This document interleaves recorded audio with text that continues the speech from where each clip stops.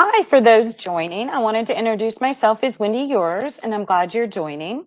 Hope you will find this content valuable. I'm honored to be a part of the Catering community and continue to share best practices and learnings and answer any questions, whether you're a small brand just starting out or you've been doing it for a long time and you just want to refine it.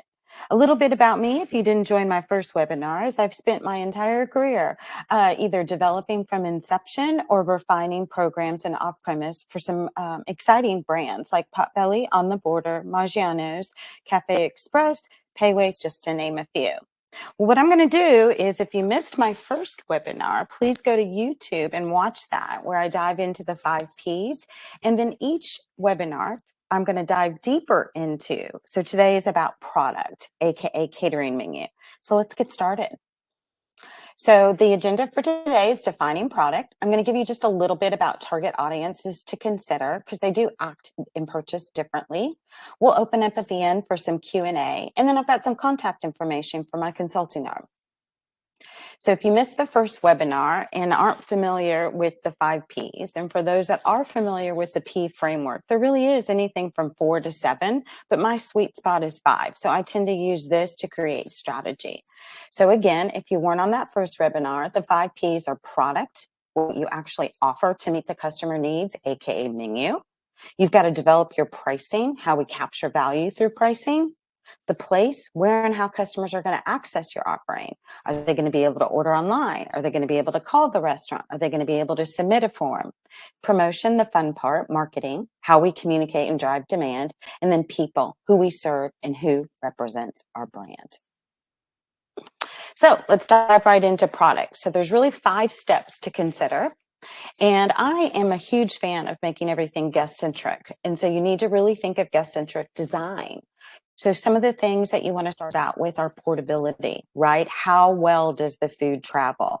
Just because you have an item that is successful for your dine-in menu, that item might not translate very well for off-premise or catering. So you really want to think of a sweet spot of maintaining quality and temperature and the integrity of the product. And I usually use about a 30 or 60-minute window, depending on your lead times or the amount that you're allowing catering orders to go out based on your service perimeter, which is really the distance you're willing to travel.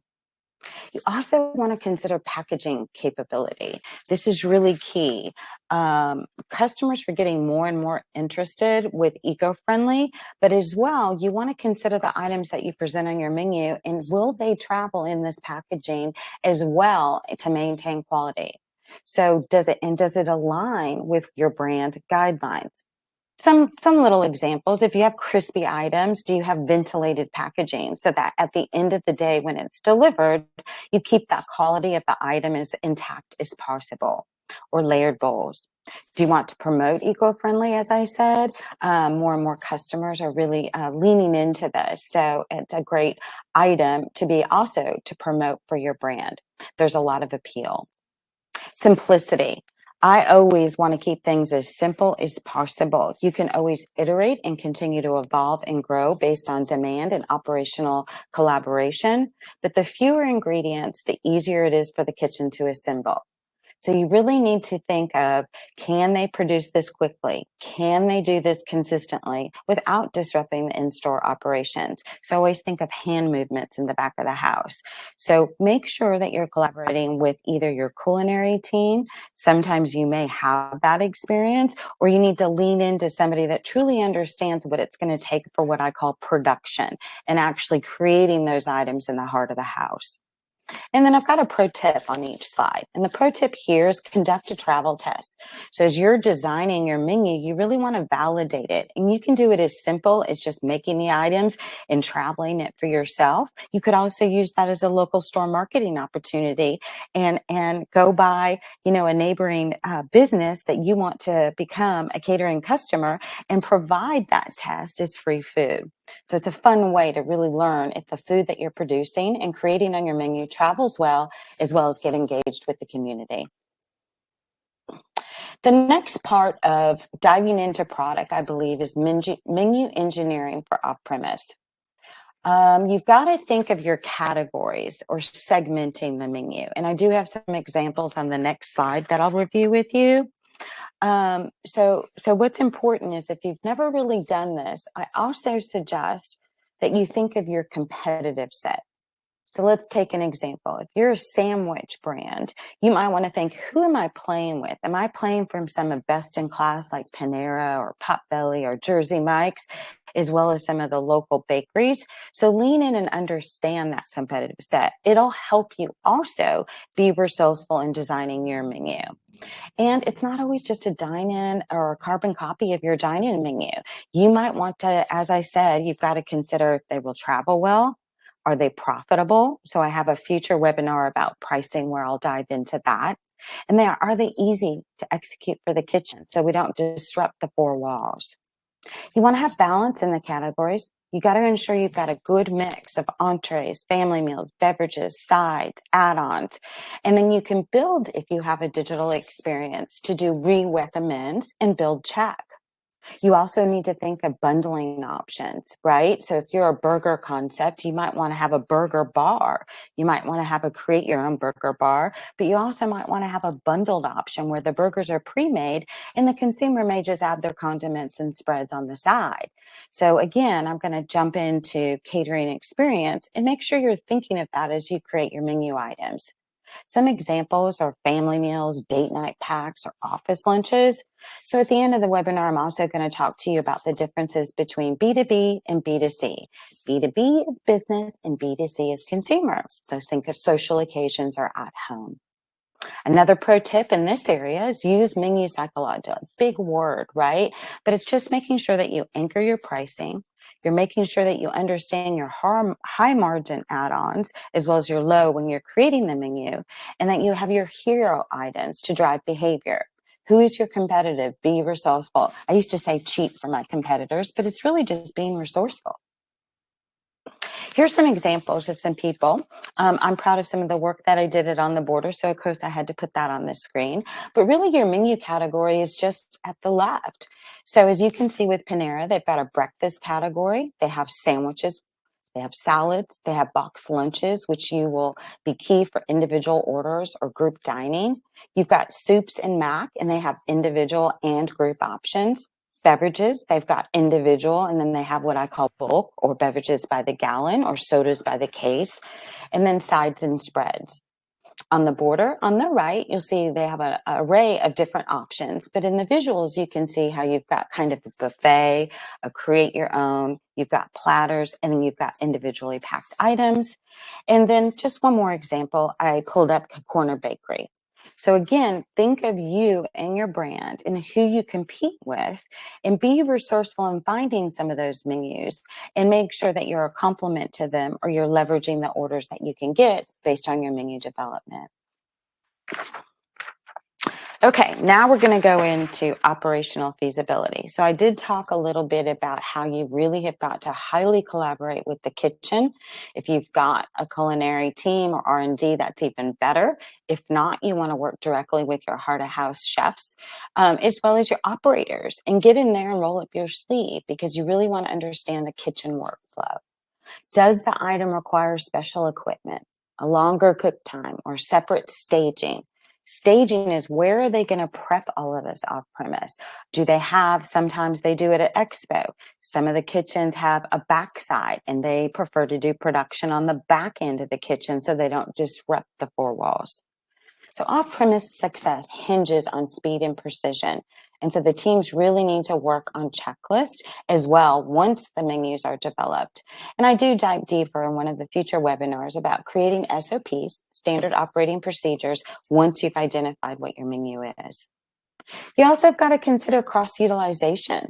Can you leverage existing ingredients and prep methods from your core menu to minimize complexity, right? So again, trying to keep it simple. But think of the operator, think of the kitchen team, and really engage with them because they'll understand and help you develop what is easy to execute this final menu.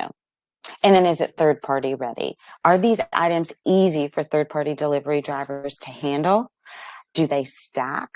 Are they covered? Are they tamper proof? Is it going to be easy for drivers to get in and out, as well as your own drivers deliver these products? So again, it's a lot of testing and iteration.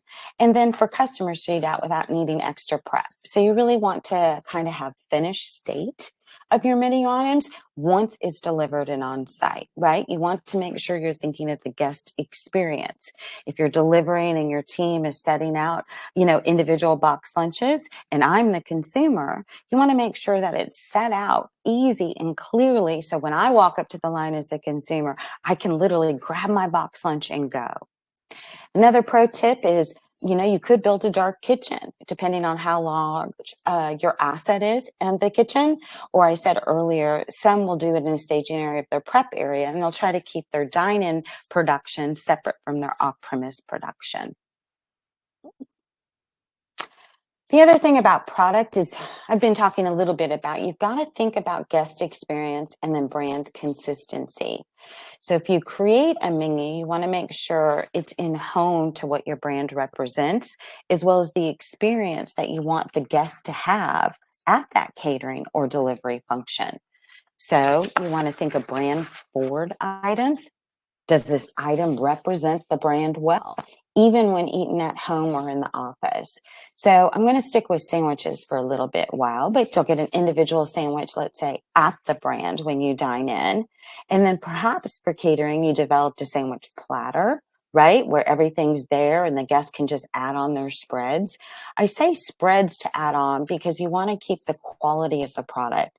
So one of the examples with an edit to the dine-in menu for sandwiches is you might want the SOP, the standard, to be that I create the sandwiches for the platter, but I keep the spreads on the side so that I can reduce the moisture of the sandwich itself while traveling. So you can put, let's say, the mustard or the mayo on the side. And then upon delivery, you're going to stage it in a buffet line so that the sandwiches are presented and then your condiments are presented. So then the guest knows that they can create their own. Customizability is huge for consumers. So offer some personalization without overwhelming the kitchen.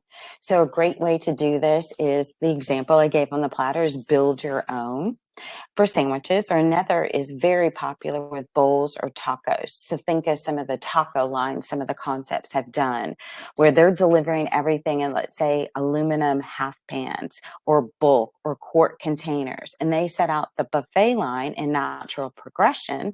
And for tacos, they're going to start with each item of that buffet. So I'm going to first place out my taco shells. Then let's say I'm offering, taco meat or chicken. Then you're going to place that. So you want to train the team to set out everything in national progression and then make sure the customers can go through the line and they can customize and build their own. I sometimes call that create your own. Surprise and delight's the fun part. So include branded napkins. A handwritten note is even cooler from the delivery driver, as well as a post-event thank you to the person that booked the event. Or if you're tech savvy and you have the ability to have cards with QR codes, that is a super cool way to leave some of those on the delivery side or buffet line.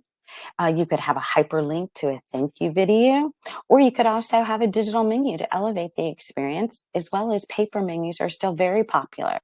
You've got to remember that everyone that is attending the event doesn't know who it's from. If you're not branding or taking the delivery and catering order is a chance to promote the brand.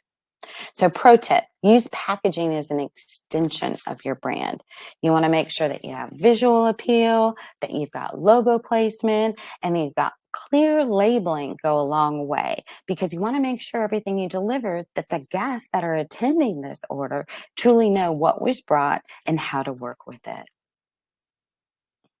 Now we're going to top into the 5. So step 5 of product condense you is track performance. So once you've got an idea of the menu and you've tested it, you've worked with training and culinary or the heart of house team, or sometimes you lead it, and you've got SOPs or training materials, and now you're past testing and you want to launch it, you want to make sure that you're able to track the performance because you might want to iterate.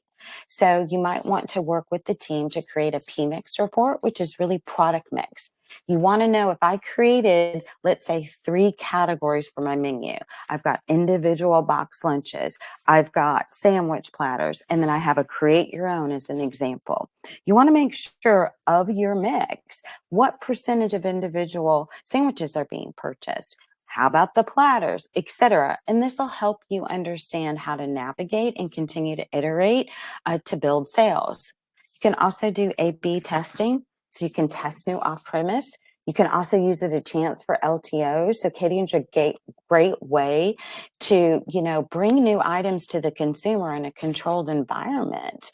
So always think of your brand as all the food that they have. I used to think of it as the grocery store and all the food we have in there. And if you're creative, can you try some different things and use the catering experiences to kind of iterate on potential LTOs or new menu items?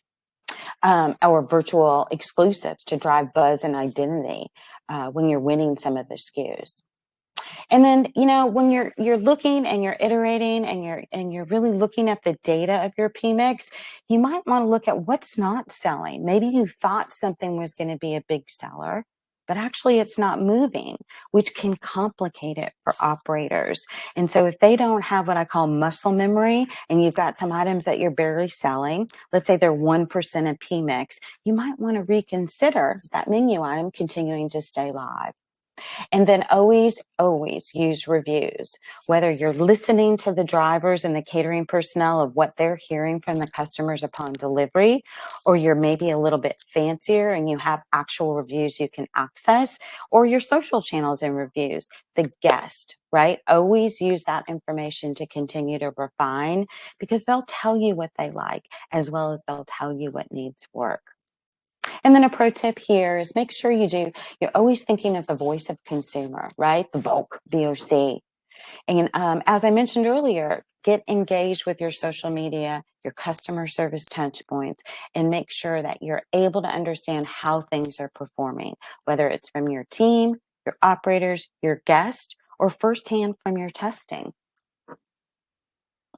So, off-premise strategy, product approach, what you offer and how it's packaged. So, I talked a little bit about menu selection, and you always want to ensure offerings are transportable, they're scalable, right? So, if you're starting out with a couple locations, are you going to be able to execute this consistently across a large brand like 500 units? And is it suitable for group dining? So a lot of things have changed, but every brand still needs to have individual grab and go items, and then also have buffet friendly or bundles. And then customization. The growing appeal of dietary or the ways that people eat. So you want to make sure that you've really considered the dietary accommodations, whether it's vegetarian options or vegan. Is it flexible? Is this listed on your menu? Are you making it easy for the customers to understand? And then, as I mentioned earlier, you always want to think of having an individual item for grab and go. That's a type of consumer and occasion versus buffet style, which are larger. And I'll dive a little bit deeper when you're thinking of your target consumer, whether it be business or consumer. And then packaging. I talked earlier a little bit about really identifying to invest in sturdy, eco-friendly, and brand consistent packaging.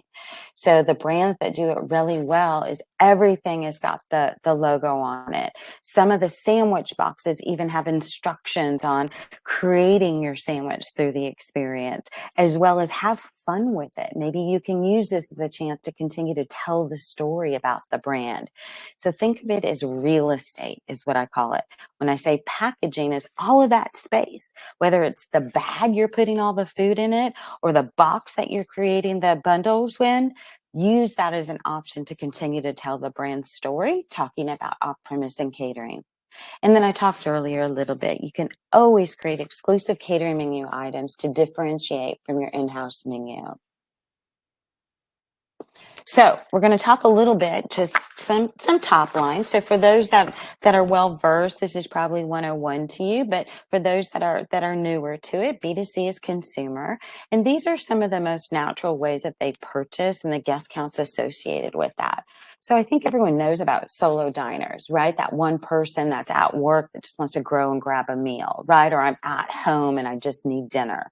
So you want to make sure that your menu is flexible for convenience and personal treat moments. Sometimes what's a growing thing is snacks. If you've been reading some of the data that's been out there, and sometimes people just want to grab a drink or a cookie or a dessert. So make sure that your menu complements that. Couples. So another popular way people purchase is that guest count of 2, right? Me and my husband sharing dinner, or me and my collaborative team cohort wanting lunch at the office. And as well, said some LTO bundles for casual dining occasions. So think of sports watching occasions at home, or the gala, right? Where you might have 4 or 6 people at home and you can create party platters or more. You've got families, and the sweet spot usually is 3 to 6. And you could think of this as the adults, right, as well as children. And so you want to make sure that you also consider for family meals value, because obviously families are on a budget. So you really want to understand that. And that the meal that you're preparing for families is not only adult friendly, but it's kid friendly. So sometimes you'll re-engineer your menu to have some adult friendly items, as well as adding on a few things that get the kids excited. There's small social groups, mentioned a few earlier, whether it's gathering for game nights or birthdays or watch parties. And so that sweet spot is usually considering about 4 to 8 people. You've got busy professionals. Again, another example of, 1 to 2 people ordering lunch at work or dinner on the way. You've got Gen Z or millennials, and those guest counts are 1 to 4, and they're digitally fluent. They love customization and branded, and they love the shareable food experiences, right? So think of platters where it could be an item where it has a potpourri of different items from your brand, and they can all just share and taste and sample. And then, as I've talked about dietary, you also want to consider health conscious consumers, people seeking kind of lighter, clean ingredient meals that travel well and are clearly labeled.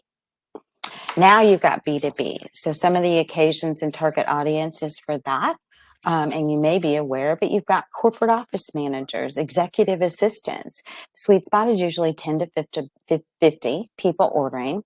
And think of the team lunches, board meetings, department events, and understand, do they need an item that's grab and go, like individual box lunches, because they got to get back to the meeting? Or are they wanting a buffet where the team is going to come in and create their own plate and then maybe sit down in an area? Event planners and marketing agencies are another great target, and their guest count can be anywhere from as few as 25 to more than 500 people. So coordinating food for conferences and launches and trade shows or activations, if you've got to consider the menu as well as the packaging and the transport. You have HR and culture teams. Those guest counts are usually between 15 and 100. You think of people organizing appreciation meals, celebrations, or employee engagement programs. Healthcare facilities. Health is a big growing demand, and it's a great way in segment or industry for catering, because there's so many doctors out there trying to feed the teams, or the farm reps that are trying to promote their products. So it's a great way to lean in. And those guest counts can be as small as 10 people and as high as 200 or more. And think of rotating staff shifts and health events that the brand can get engaged with to find future orders. Education institutions, I think we know about schools and university. Those are usually 20 to 100 people. And this could be providing meals for a special occasion for the alumni board or the sports team, as well as some people have had a lot of success actually getting into the cafeterias of some of the brands. So a lot to consider. Government offices, nonprofits, 10 to 75.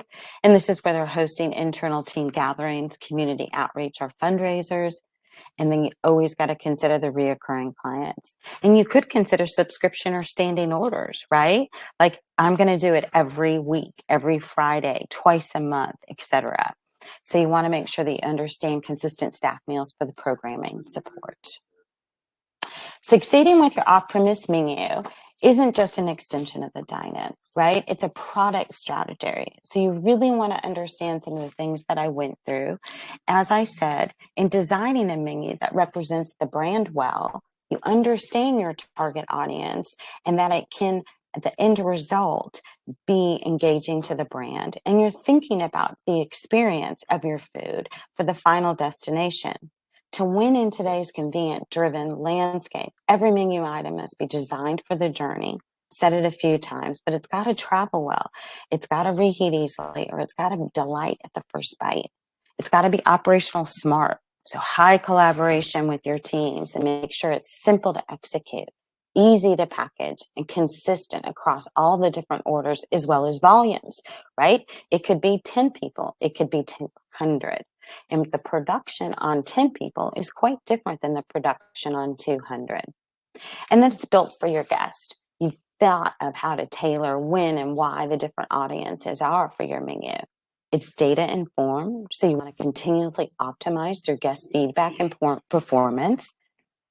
And the overall goal is create an off-premise that drives volume, increases check size. So as many of you may know, the catering orders are a much higher AOV, average order volume or ticket, right? I think some data said that the average orders can be 250, 350 or more. And so you want to make sure that you're building the rapport on that and understanding what's really working for your brand. As I mentioned earlier, PMIX reporting, right? And then loyalty. So one delivery, pickup, or catering order at a time. You'll get there. You'll learn. Because off-premise, your menu is more than food. It's the entire guest experience. So we're going to jump into Q&A. So I'm going to escape here. Stop sharing. Okay, so why can't restaurants use their dine-in menu for off-premise? This is a great question. I think what works on the plate doesn't always work in a box, right? So off-premise dining requires dishes that travel well, hold temperature, and still deliver the same quality at the guest table, even if that's 30 minutes later. It's about engineering the menu for performance, not just preference. Okay, the next question. How do you decide what stays and what goes on an off-premise menu? Start with performing data. What sells? What is traveling? What is driving margin? Then layer in the guest needs like family bundles, dietary options, quick prep items. The key is to curate a menu, not just copy it. Okay, next question is, what is a common, let me stop sharing my screen. Apologize for the tech there. What's a common mistake restaurants make when expanding off-premise menus? Overcomplicating it. So I probably said more than 3 times. Keep it simple initially, right? Because you want to make sure at the end of the day that the kitchen can produce it consistently, especially if you have multiple locations. I want to have the same experience that I have in my Dallas location as I have at my Los Angeles location. So you can always grow and iterate and evolve, but keep it simple as your team gets more muscle memory. Every new item should be vetted for kitchen impact as well.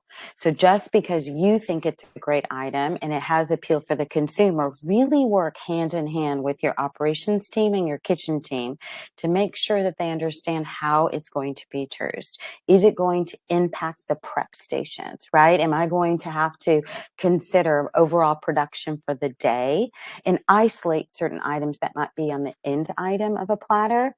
For example, if I have a platter that has hot items and cold items, am I going to have SOPs and training that allows the production for the hot items to be along with the hot area of the kitchen, as well as perhaps the cold items being produced in the station of the cold items of the restaurant?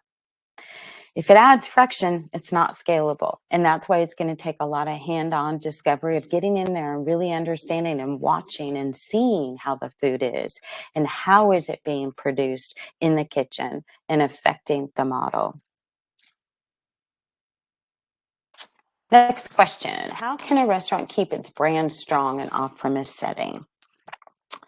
This is through thoughtful details, right? Branded packaging, I'm a huge fan on, and a lot of people have been talking about it, and a lot of my partners on CaterLink, we all talk about branding, but it is very important, not only because you've got to figure that the person that ordered with you knows it was, I'm going to make up Wendy's Cafe, right? Because she ordered from me. But everyone, let's say 50 people show up for the event, everyone going through that line, do they know it's Wendy's Cafe? So I highly believe it is worth the investment to make sure that you're branding all of your packaging. And some brands have to start somewhere. They're like, well, I can't afford to do branded packaging on every item. I suggest do a napkin then. Brand your napkin because everyone's going to grab a napkin, right?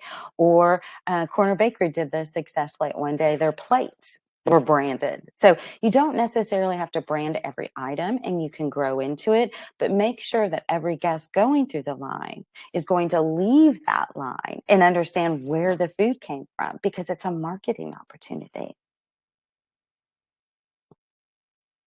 Okay, and the next question, how often should you update your off-premise menu? Continuously until you really have that refined PMIX, right? And you know what's driving sales. So you also, if your brand has a lot of new items, you probably want to partner and be in sync with those, with that calendar. And what I mean by that is some brands do 2 menu rollouts a year. Well, you want to make sure you think about what is going on in those 2 menu rollouts of the year. And do I need to work with culinary and the team to say, hey, we've got a new item. Let's say I'm going to stay with the sandwiches. And I want to make sure that I look at the menu and say, hey, if we're going to do this new sandwich, am I going to have an individual box lunch of it? Am I going to add it to my platters? And how am I going to add it to a build your own? And then you can use this, new news to promote not only dine-in, but catering. As well, sometimes brands will want to just launch it nationally, make sure that the guests are really interested in the new item, and then add it on to catering. And then I think I mentioned earlier, you could also use it for LTOs. So have fun with it. Menu is one of my favorite things to do. But some people aren't as comfortable with that. So make sure that even small changes like adjusting portion sizes or bundling things different can unlock big returns. If there's any. Okay, here's from the audience. You mentioned tracking performance. What KPIs are you most interested in?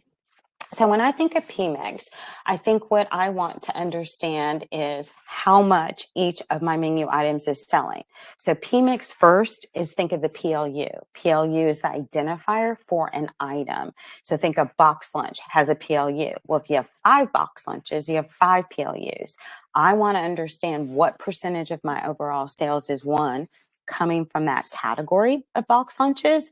And then the next data point would be how many of them are one of those 5, right? If I have 5 flavors of sandwiches, what percentage of those? Because again, if you have 5 sandwiches and you're only selling 2% of one of the flavors, you might consider reducing the amount of sandwiches you have. The only thing I think of is important to consider there is it may be a vegetarian option, and sometimes the PMIX is lower on that. So you might just need to keep it because you don't want to have the veto factor.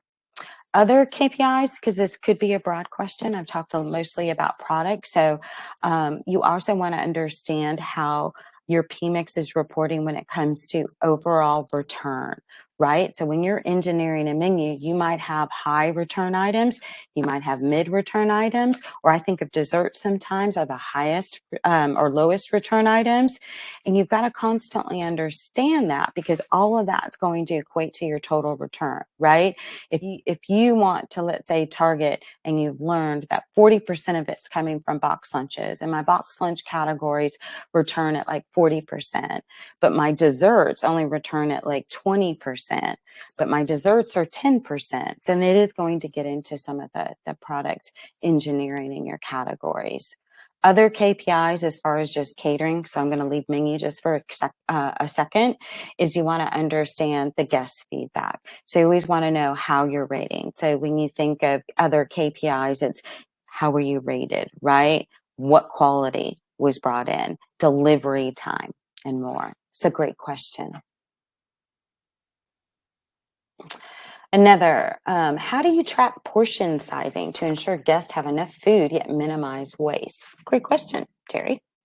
So some brands, when they're smaller, they might not have the fancy production chart. So some start with Excel sheets, but you've got to make sure that you have recipes for all those items created on the menu. So earlier in the PowerPoint, it's like one, you're ideating, right? You're creating these concepts, but then you've got to actually create the portion sizes, or what I call is a line build. And then you've got to have the production of those items, right? So if you're doing sandwiches, you need to know what portion of each item that you're producing to create the final product.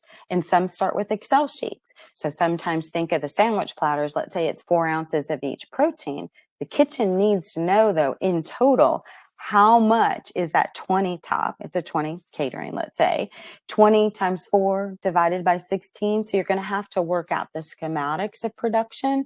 And if you have softwares, there's a lot of great softwares out there that actually give packing lists and do that math. So there's a lot of behind the scenes work that has to be done to support the final menu, because you can't just tell your kitchen, I want 14 platters, right?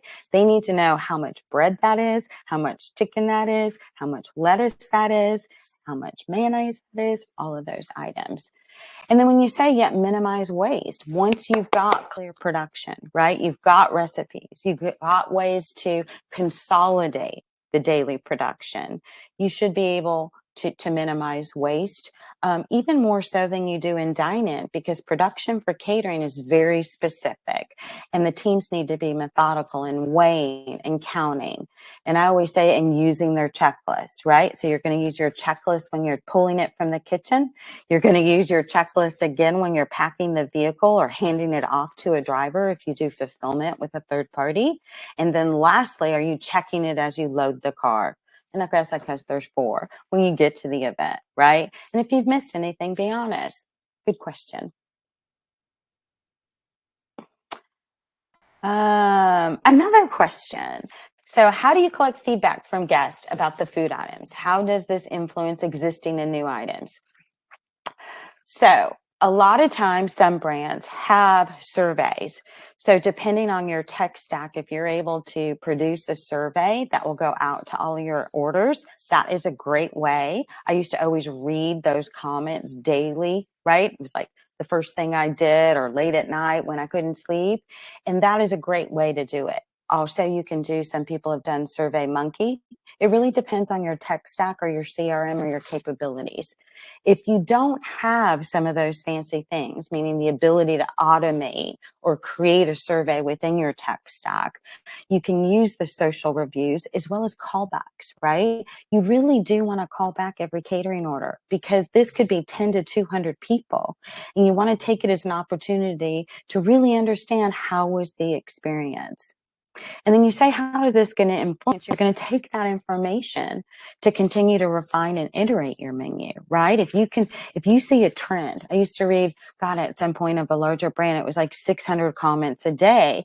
I would see trends. I would see that, you know what? They're saying this item is always cold. So I would dive deep into that item and find out, was it the training aid? Was it a concern with production? Was it operationally complicated? So make sure that you truly understand what's working and what's not only from continuing to talk to the team that produces and delivers and caters it, but the end user, the guest. Well, that's it for today as far as the questions. I hope that you guys found some value. If you didn't see my first episode, you can check it out on YouTube, and I can continue this series. So my next webinar is where I'm going to dive more into price. So I know somebody today asked about KPIs. That might be a fruitful webinar for you to join, because I will dive into the cosmetics of return and understanding, price, right? It's not as easy as just setting one price and not understanding your return, because I did talk a little bit about menu engineering and PMIX, right? You might have some items that return at 40%, but you also may have items that return at 20%. So you need the overall to return at your target that you've created for the channel.